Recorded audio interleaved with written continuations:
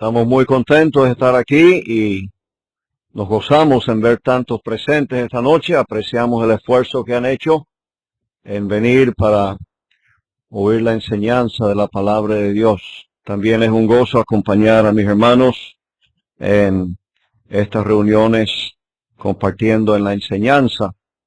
Pido disculpas por mi confusión en relación a la fecha. Realmente estaba convencido que era esta semana, pero el hermano Jorge me había indicado claramente que era la semana anterior a esta. Pero bueno, ustedes me han perdonado y agradezco ese perdón y quizás habrá otras necesidades de perdonarme también. Vamos a leer en Apocalipsis capítulo 2.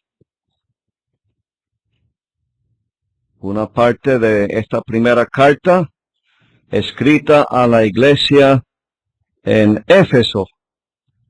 Y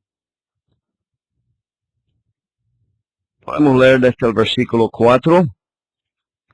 Apocalipsis 2, versículo 4. Pero tengo contra ti que has dejado tu primer amor.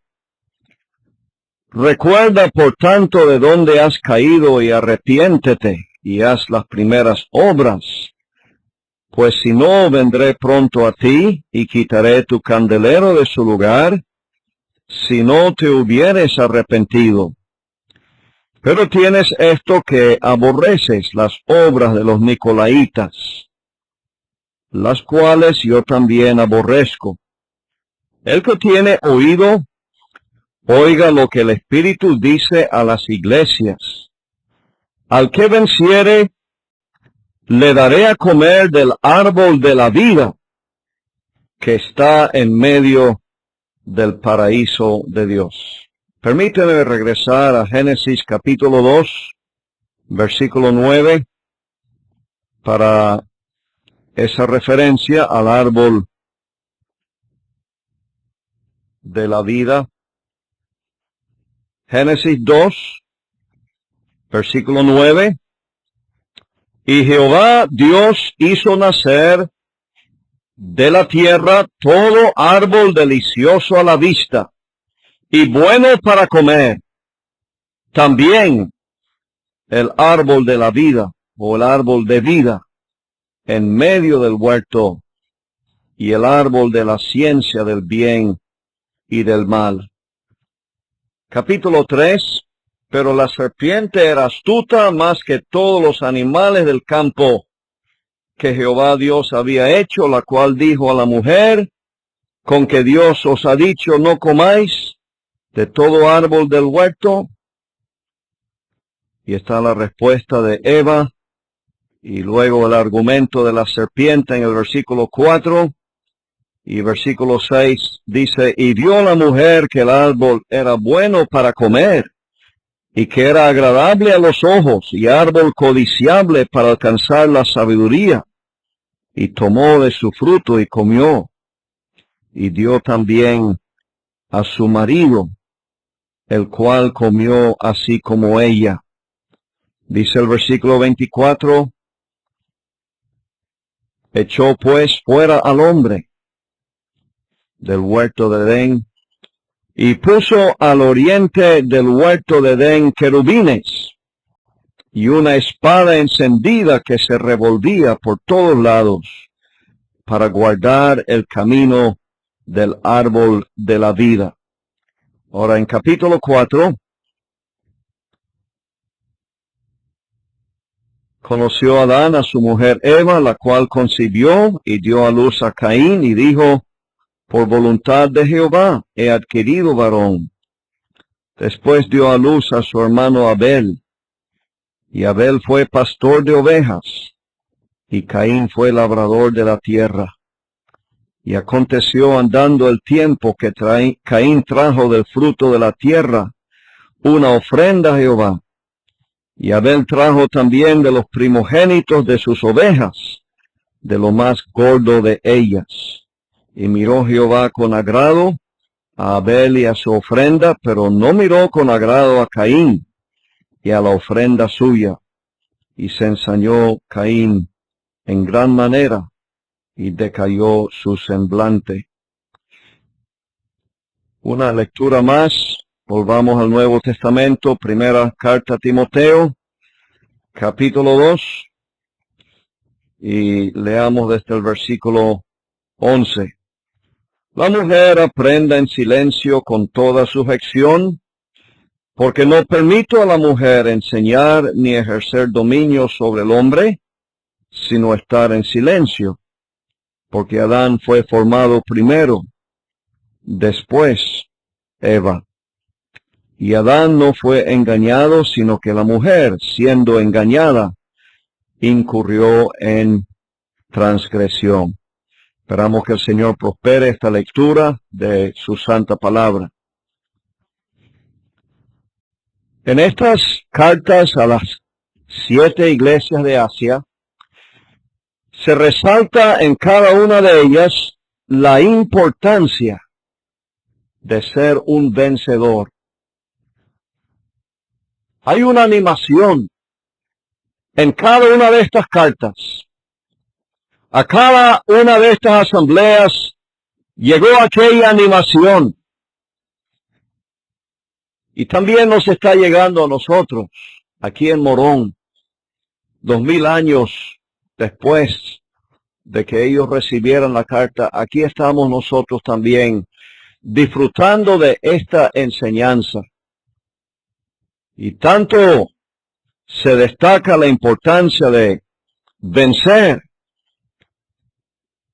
en el mismo hecho de que hay una recompensa ofrecida a cada vencedor.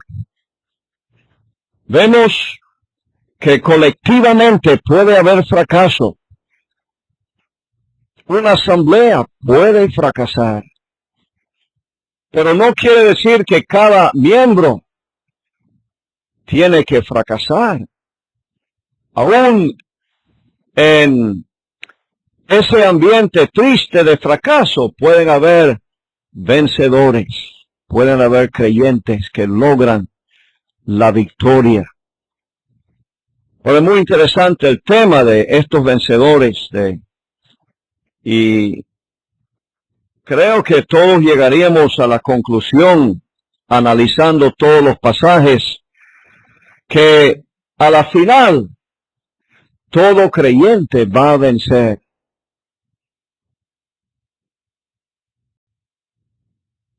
La última mención en la última carta, la carta a la Odisea, habla de la victoria del Señor Jesucristo. Él ha vencido. También leemos de su victoria en el capítulo 5. El Cordero, o el león de la tribu de Judá, ha vencido para desatar el libro y abrir sus sellos, desatar los sellos y abrir el libro. Entonces, por estar vinculado a Él, desde el momento que creímos en Él, tenemos asegurada la victoria final. Entonces, puede haber fracaso individual en un creyente. Estamos muy conscientes de eso, hermanos. ¿Cuántas veces fallamos? Pero la palabra nos anima, sabiendo que a la final estaremos entre los vencedores, estaremos en la presencia del Señor. Pero,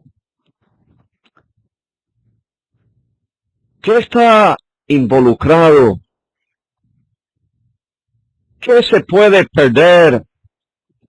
¿Qué es lo que está en juego cuando el Espíritu Santo aquí está exhortando a cada creyente que oye la lectura de esta carta a vencer? Al que venciere, le daré a comer del árbol de la vida, el cual está en medio del paraíso de Dios. ¿Qué tan importante es eso de vencer? Tenemos que considerar, hermanos, qué es lo que está en juego.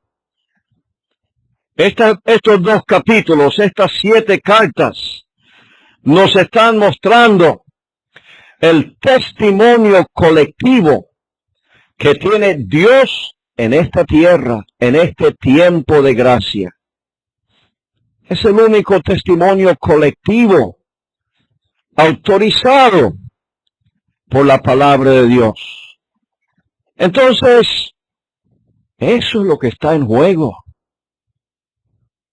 Esa es la preocupación. Ese es el motivo de estas cartas. Ahí había 7 candelabros, 7 asambleas locales en distintas ubicaciones, ahí en Asia. Y el interés del Espíritu Santo era que estas cartas, estos mensajes que iban a recibir, sirviera para fomentar, para contribuir al sostenimiento, a la continuación del testimonio al nombre del Señor Jesucristo en esos lugares. ¿Qué importancia tiene una luz, verdad? Estamos acostumbrados a apagones. Y bueno, hay poco positivo en un apagón. No hay progreso, todo se paraliza, o casi todo. ¿Y cómo será, hermano, con la luz más importante, que es la verdad en cuanto al Señor Jesucristo? Si no fuera por esa luz, ¿dónde estaríamos nosotros? Un día, oyendo el Evangelio, esa luz resplandeció en nuestros corazones. Nos trajo la salvación. Y eso es lo que Dios quiere para todo ser humano.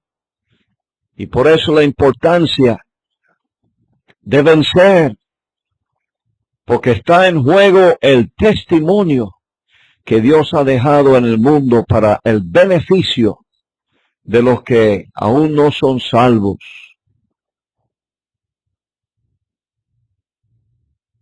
Entonces, vamos a ver en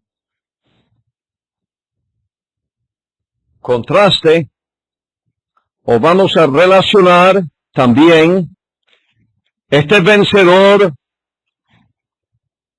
mencionado aquí en la primera carta, y ojalá quizás en algunas de las otras. Vamos a relacionarlo con vencedores que encontramos en otras partes de la Escritura. Hemos leído de Adán y de Abel. Sabemos que el capítulo 3 narra un fracaso. Y ahí vemos a Adán. Él no venció. En esa circunstancia que se presentó, él salió derrotado. ¿Y qué consecuencias trajo eso para el mundo? Todos los que hemos nacido de Adán hemos traído esa consecuencia del pecado. Hemos nacido pecadores en este mundo. Entonces, ¿cómo hubiera sido la cosa si Adán no hubiera fracasado? Él fracasó. No estamos diciendo que Adán no fue salvo. Mi impresión es que sí. Pero en el capítulo siguiente encontramos un vencedor llamado Abel. Un hombre de corta vida. Su vida fue como truncada, joven, posiblemente todavía, por un hombre que dice la Biblia que él era del maligno, Caín. Su vida fue cortada. Pero qué brillante el testimonio de Abel, manteniendo hasta el último momento de su vida su fe en el Señor Jesucristo, su testimonio intachado.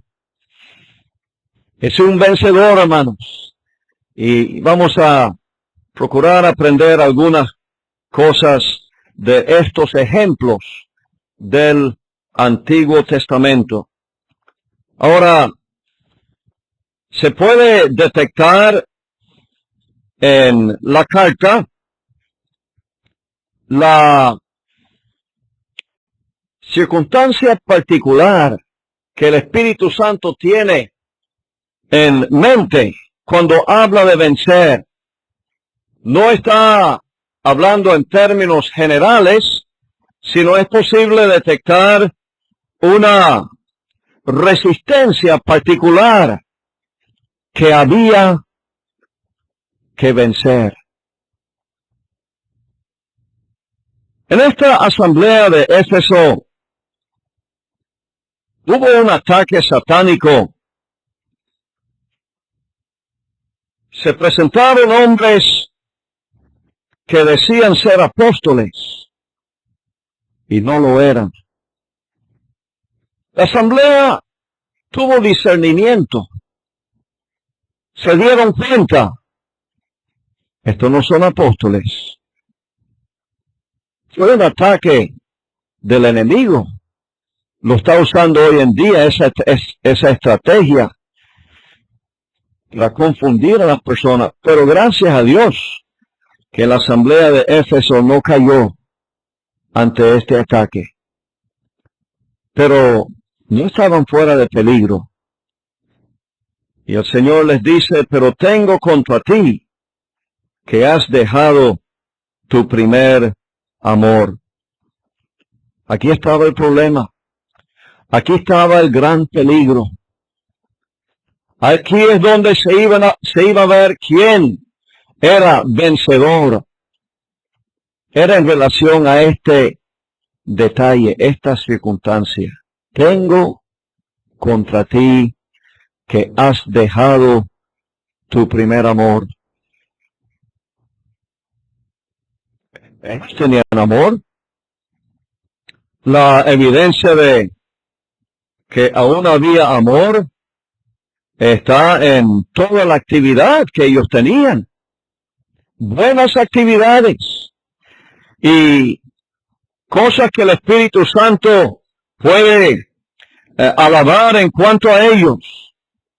Pero el primer amor era el que faltaba en ellos. Tengo contra ti que has dejado tu primer amor. Esto no es tan fácil de detectar, posiblemente, y nosotros mismos podríamos estar pensando, no, yo estoy bien.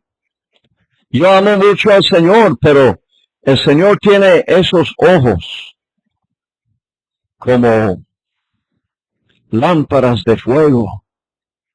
Él está viendo absolutamente todo. Él comienza su mensaje a cada iglesia con esta expresión, yo conozco tus obras.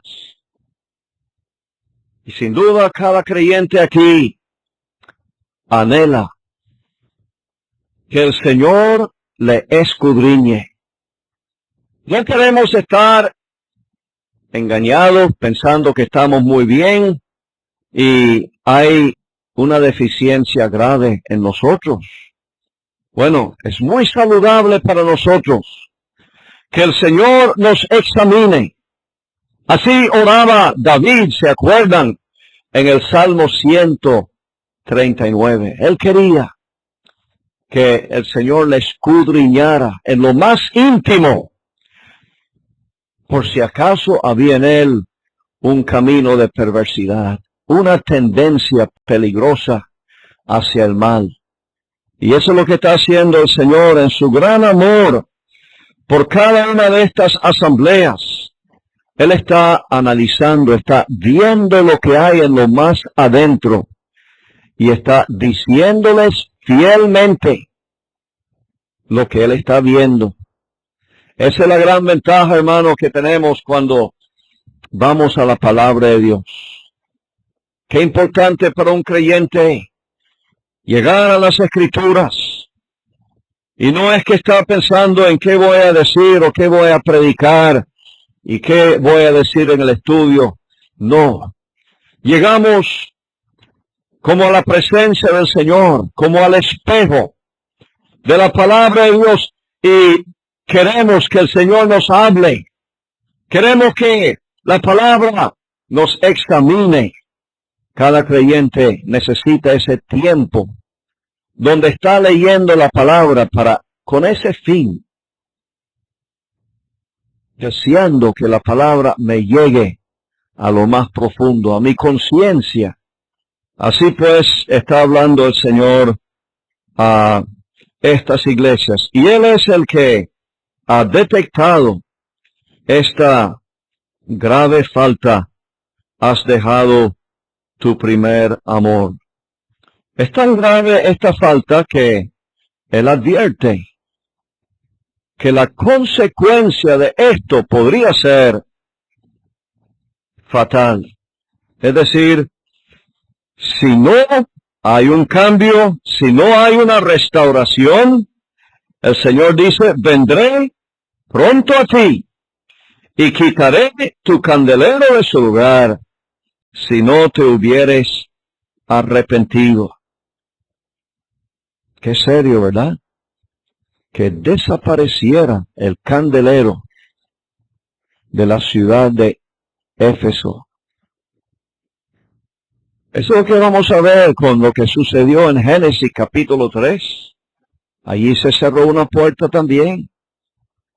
La puerta que daba admisión al árbol de la vida. Ese camino fue cerrado. Qué momento tan triste. El huerto del Edén, algo tan hermoso, algo que testificaba de la bondad de Dios, fue cerrado y nunca más entró allí alguna persona. Qué tristeza, qué pérdida trajo el pecado. Ahora, yo pienso que podemos detectar también al leer las cartas que junto con esta promesa de una recompensa al vencedor, se señala también un recurso o recursos que tiene el vencedor para poder vencer. Se señala lo que podría ayudar al vencedor en esta situación particular. Poder resistir ese embate espiritual y salir venciendo. En este caso, llama mucho la atención la referencia al árbol de la vida. Al que venciere, le daré a comer del árbol de la vida, el cual está en medio del paraíso de Dios. Esto nos ha llevado al libro de Génesis, donde vemos con mucho interés que Dios llenó aquel huerto de árboles buenos para comer. Mucha variedad, pero también en todo el medio del huerto, Él colocó el árbol de vida.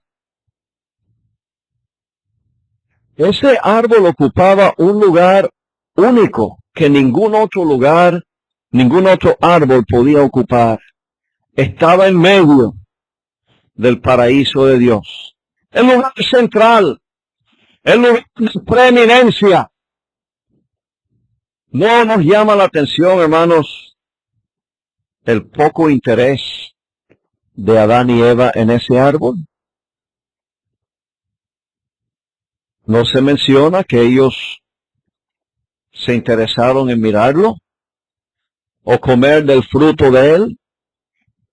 no estaba prohibido, estaba a la vista, no estaba en un rincón, estaba en todo el medio del huerto y no leemos de ningún interés en Adán y Eva en relación a ese árbol. Pienso, hermano, que es una figura, en cierta manera, del Señor Jesucristo. En una asamblea hay un lugar que solamente lo puede ocupar el Señor Jesucristo, y es el lugar del medio. Él dice, donde están 2 o 3 congregados en mi nombre, ahí estoy yo, en medio de ellos. El diseño que nos presenta la palabra de Dios para una asamblea está presentado, planteado, de manera tal que el Señor ocupe ese lugar. No hay lugar ahí para una segunda autoridad, para un pastor, por ejemplo, que es tan común en nuestros tiempos. No. Es el Señor que tiene la preeminencia en una asamblea congregada a su nombre. Donde están 2 o 3 congregados en mi nombre, ahí estoy yo en medio de ellos. Y ese debe ser el atractivo, lo que nos atrae a la asamblea. Queremos, cada vez que venimos a una reunión, cada vez que nos congregamos, queremos oír algo acerca de Él. Queremos sentir la presencia de Él. Queremos salir fortalecidos por haber estado en la presencia del Señor. Entonces, ¿qué estoy diciendo con todo esto, hermanos? Esto de dejar el primer amor me puede suceder a mí. Yo tengo que confesar que me ha sucedido. Cuando he permitido que otra cosa desplace el lugar que solamente le corresponde al Señor, he perdido, he dejado el primer amor. Y es una situación de riesgo. Continuar de esa manera me está exponiendo a un fracaso. Señor, nos ayude, hermanos, a entender la importancia de esto. Disfrutar de la comunión con el Señor en su palabra, como hemos estado explicando, oír la voz de Él, deleitarme en Él. Cada creyente necesita esto. Y tristemente Adán parece que no le dio importancia al árbol de vida. Eva fue engañada. Eso es lo que nos dice el apóstol Pablo también, donde leímos en 1 Timoteo capítulo 2. Adán no fue engañado. Él vio que era un engaño. Él vio que eso no era así. Pero obedeció a Eva. ¿Y a quién debía él obedecer? A uno solo debía él la obediencia total, absoluta, al Señor Jesucristo. No le obedeció a Él. La obediencia en la vida del creyente es tan importante, ¿verdad? Y el Señor dijo, ¿por qué debemos obedecerle? En esas palabras, en Juan 14, le oímos decir a los discípulos, si me amáis, guardad mis mandamientos. Él no quiere que estemos guardando esos mandamientos por temor, por querer complacer a otro, por quedar bien con los que nos rodean. El motivo debe ser, si me amáis, guardad mis mandamientos. Una palabra breve en cuanto a Abel, el vencedor del capítulo 4. Llama la atención la palabra que usa en cuanto a la ofrenda que él trajo. Abel trajo también de los primogénitos de sus ovejas, de lo más gordo de ellos. Esa palabra primogénito es interesante, ¿verdad? Tiene en sí la idea de no primero. Y otra vez vemos aquí el secreto de la victoria de Abel. Él puso al Señor en primer lugar. Lo de Caín sin duda fue muy atractivo, muy impresionante, pero no se dice nada allí de que fue de lo primero que produjo su huerta. Se dice eso de Abel.